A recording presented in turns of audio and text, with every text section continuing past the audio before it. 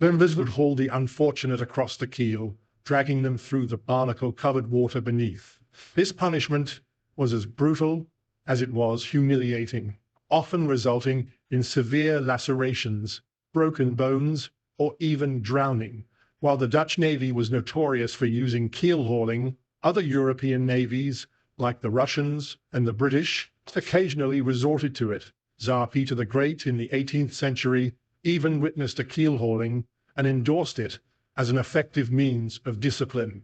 The French, however, found it too barbaric, and the British generally condemned it as un-English, even though unofficial instances were reported. Pirates, contrary to popular belief, didn't frequently use keel hauling. They preferred quicker, simpler punishments like marooning or walking the plank. But the threat of keel hauling was enough to maintain order aboard their ships. The practice faced criticism even in the 18th century. Montesquieu, the French philosopher, argued against it in his The Spirit of the Laws, stating, "Keel hauling ought to be prescribed in all nations because it is contrary to humanity." Despite such opposition, it persisted in some navies into the 19th century. The last official instance occurred in 1853 in the Dutch Navy, sparking public outrage and eventually leading to its abolition. Still on how pirates were kept in check by the government, the next form of punishment wasn't just a caution to the pirates.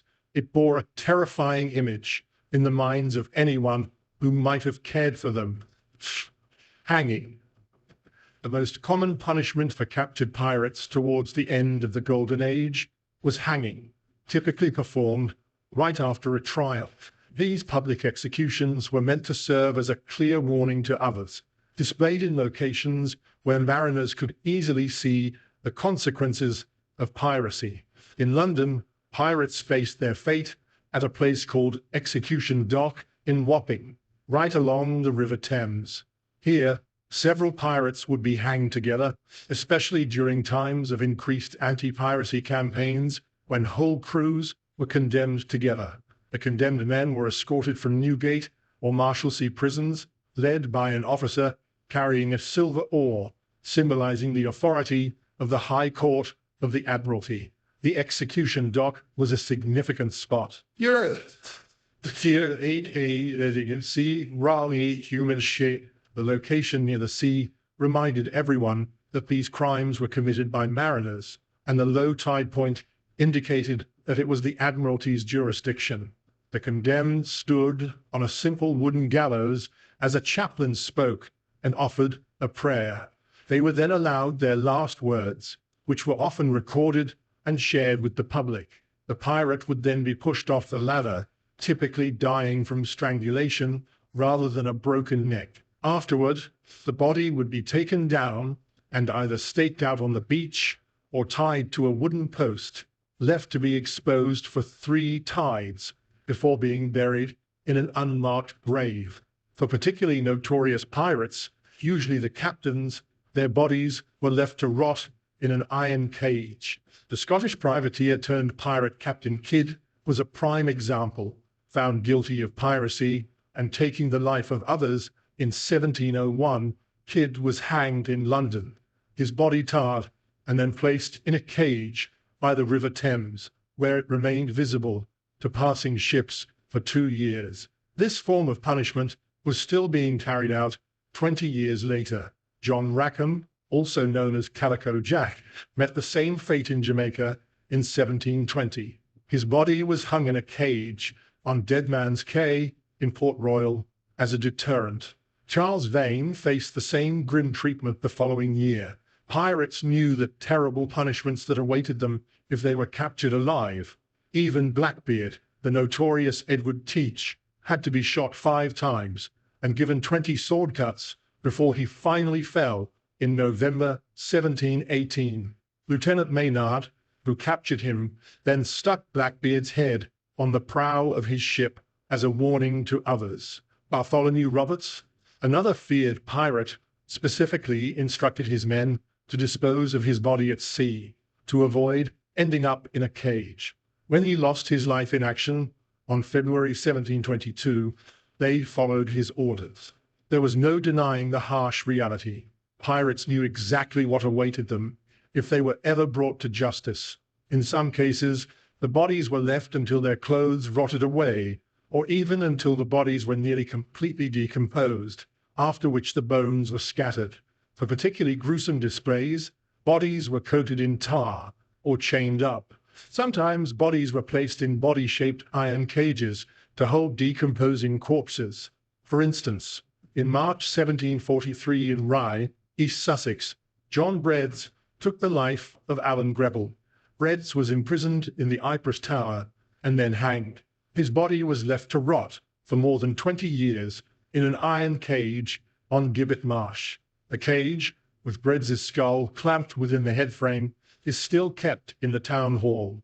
Another example of such a cage is the gibbet iron on display at the Atwater Kent Museum in Philadelphia, Pennsylvania. The cage, created in 1781, was intended to display the body of convicted pirate Thomas Wilkinson. Although his planned execution never occurred, the gibbet was never used. An example of an iron cage used to suspend bodies on a gibbet can still be seen at the Westgate Museum in Winchester. Not all pirate commanders had the intent of delivering capital punishment to those who broke the ship codes. Some preferred using temporary punishment that rendered the unsubordinated pirate helpless. The use of bilbows. During the 16th and 17th centuries, these iron restraints were more than just shackles. They were the heavy hand of discipline that kept order aboard ship, enforcing the captain's rule with an unflinching grip. A long iron bar with sliding shackles. The bilbows would lock around the ankles of sailors or prisoners, forcing them into a fixed position that left them immobile and exposed. The confined sailors were not just restrained, but humiliated as well, displayed for their shipmates or in some cases for the public, adding a layer of social shame to their punishment. The idea was to make an example of them, a warning to anyone else who might think about crossing the line. But the bilbows were more than just punitive tools. They had a touch of twisted practicality. Unlike other restraints that merely bound a person, the bilbows kept the feet slightly elevated, which helped reduce swelling, a small mercy in an otherwise brutal device. As naval technology evolved and ships grew larger and more sophisticated, these iron restraints fell out of use. Yet some ruthless pirates couldn't care less, relying instead on a diabolical iron gear to carry out their most heinous acts. Terror of the Spanish Tickler. In the pirates' dark hold, the Spanish Tickler was known as one of the cruelest tools they used, a name that was anything but true. It wasn't a gentle tickle. It was a horrifying device designed to tear and shred. The pirates would take their time with punishments, often hanging their victims in public, sometimes using chains, sometimes a rack. The sharp claws would slice through the condemned body, cutting flesh almost to the bone. The pain was slow, agonizing, and didn't stop until there was nothing left to bleed. In modern times, it's similar to the horror character Freddy Krueger, but instead of quick, sharp cuts, pirates with the tickler took pleasure in dragging out the suffering. The whole process was so brutal that it almost always led to death. The name Spanish Tickler might sound almost playful at first, but digging deeper into history reveals a much darker picture. The Spanish Tickler, also known as the cat's paw, is one of the most brutal torture devices from medieval times. Made of iron, the device looked like a large claw or hand with long, sharp, curved spikes.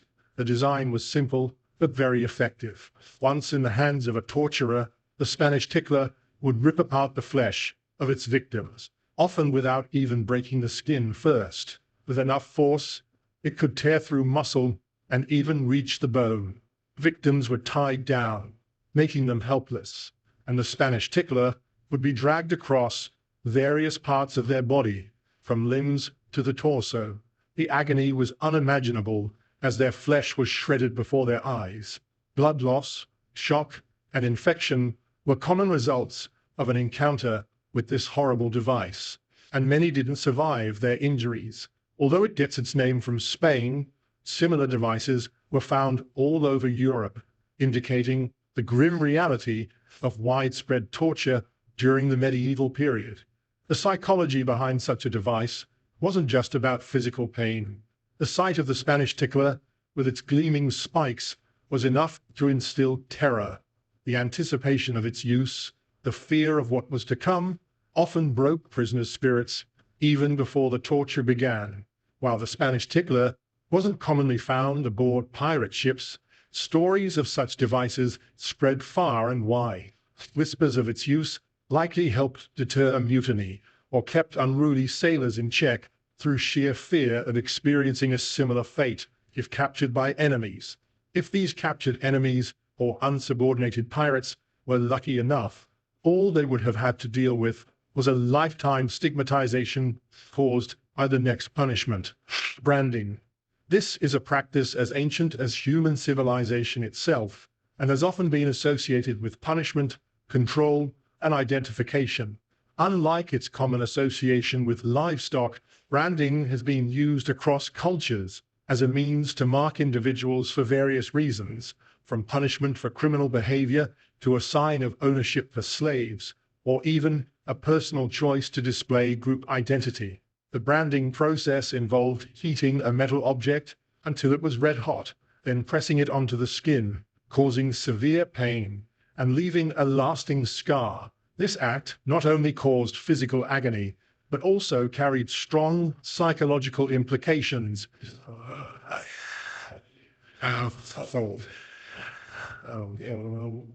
Marking the individual for life. For pirates and seafarers, branding held a particularly cruel and humiliating significance. It served as a visual reminder of past misdeeds. A branded sailor bore the permanent mark of shame on their skin, a constant signal of their past errors. This practice acted as a deterrent to other sailors considering similar offenses, reinforcing the harsh consequences of desertion or rebellion.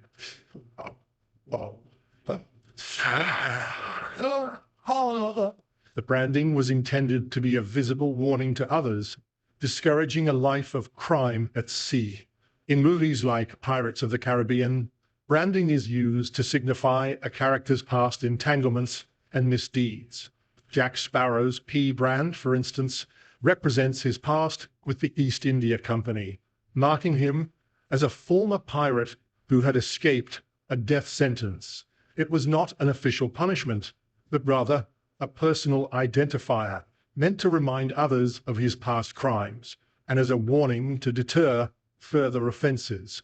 While branding was practiced in some form in English courts from the late 1600s until 1707, it was mainly used on the hand or thumb for those who avoided execution. Slave owners brand their slaves to ensure they remained under their control. For escaped slaves, branding served as a deterrent against future attempts to flee. If recaptured, they could be flogged and branded again as a warning to others. In the film, Captain Norrington finds the brand on Jack Sparrow's arm and orders him to be hanged. This action is portrayed for dramatic effect, but in reality, such a brand indicated that Sparrow's death sentence for piracy had been commuted for some reason. Without any evidence of new criminal activities, Norrington could only expel Sparrow from Port Royal, not carry out a hanging, as it would have been an unlawful act. Thanks for watching. See you in our next video.